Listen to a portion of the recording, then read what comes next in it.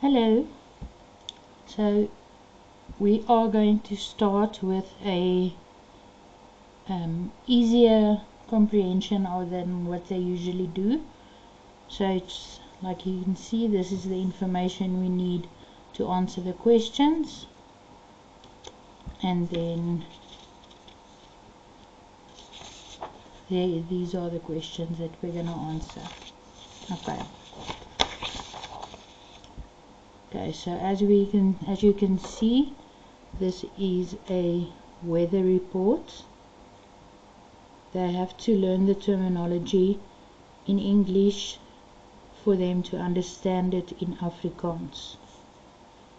Okay, so this says a weerverslag donderdag 26 Maart. So it's a weather report for Thursday 26 March. We've got Kaapstad, Johannesburg, Durban, Bloemfontein, and then all the different weather reports for each of them. Okay, so we now look at this and then we go to our question. So the first question says, kyk na die titel, opskrifte en weer ikone. Wat dink jy gaan hierdie teks vir jou wys? So it says, look at the title, the heading, and then all of these icons that they are showing us. What is it about? What do we think it's about? Okay, so it's gonna tell us about the weather. So as it says on the front page, weerverslag. Wat dink jy gaan hierdie teks vir jou wys? So dit gaan vir ons die weer wys, which is the weather. Okay, wat is die algemene tema van die teks? So what is the theme of this text? It's gonna have the same answer because it's also about weather, of dan weer.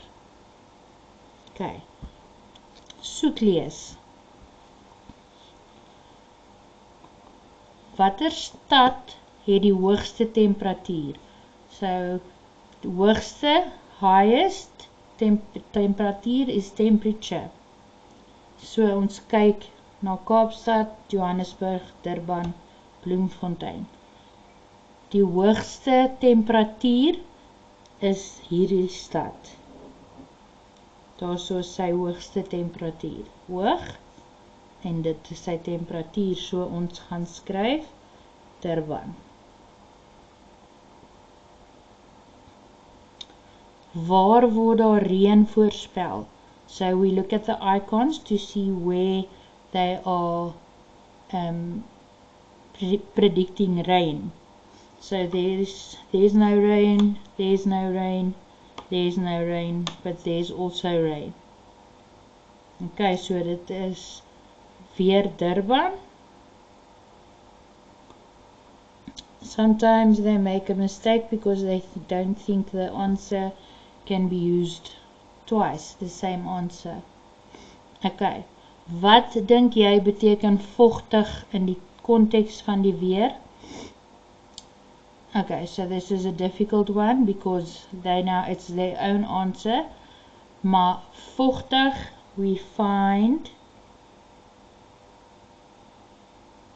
here by also Durban. So most of our answer seems like it comes from Durban. So it is warm en vochtig. Wat dink jy beteken vochtig in die konteks van die weer? It can either be mist, like a mist, so it is of mist, of humidity, which is humiditeit,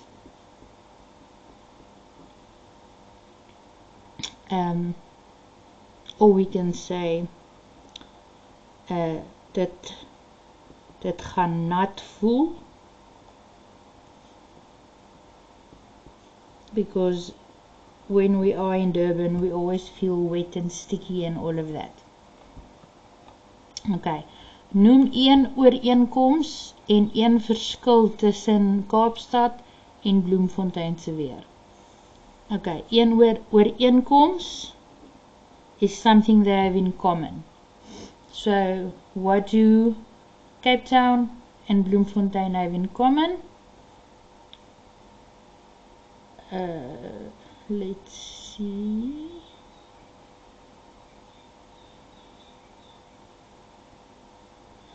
Al twee gaan wind hê. So there's wind by both of them.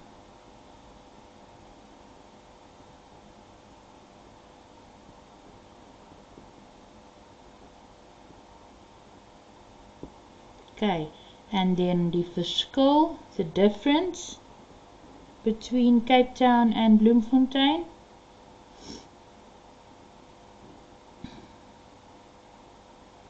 Bloemfontein is oorwegend bewolk.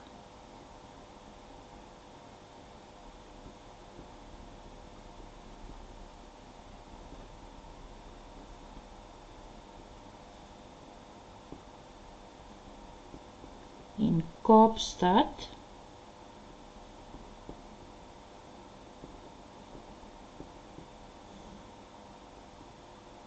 is gedeeltelik sonnig. So a Bloemfontein is mostly overcast, and Cape Town is they're gonna have some sun for the day. Okay, hoe is hierdie teks georganiseer? Dink aan hoe die inligting aangebied word. Hoe is dit georganiseer? So, how is this organized? It gives us the different cities and each of their the weather for each of them. So hoe is hierdie teks georganiseer? Dink aan hoe die inligting aangebied word. Dit gee die weer vir elke stad. Okay. Watter visuele hulpmiddels word gebruik? So visual. What visual resources are they using? So they are using, excuse me, noem twee, they are using pictures, so daar's prentjies.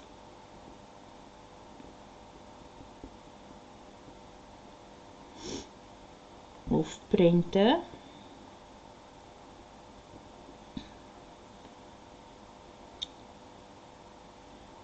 En I would say movement, so beweging. Beweging, movement, because this, it shows the wind. There it shows the wind blowing. Here they show the wind blowing. This looks like the rain is falling. Okay. Maak 'n breinkaart of lys notas oor die weervoorspelling vir Johannesburg. Okay, so ons gaan notas maak. We're going to make notes of the weather forecast for Johannesburg. So we're not choosing this one, we are choosing this one. So where die notas is reënbuie. So we are just writing what the information they are giving us. Reënbuie in die namiddag.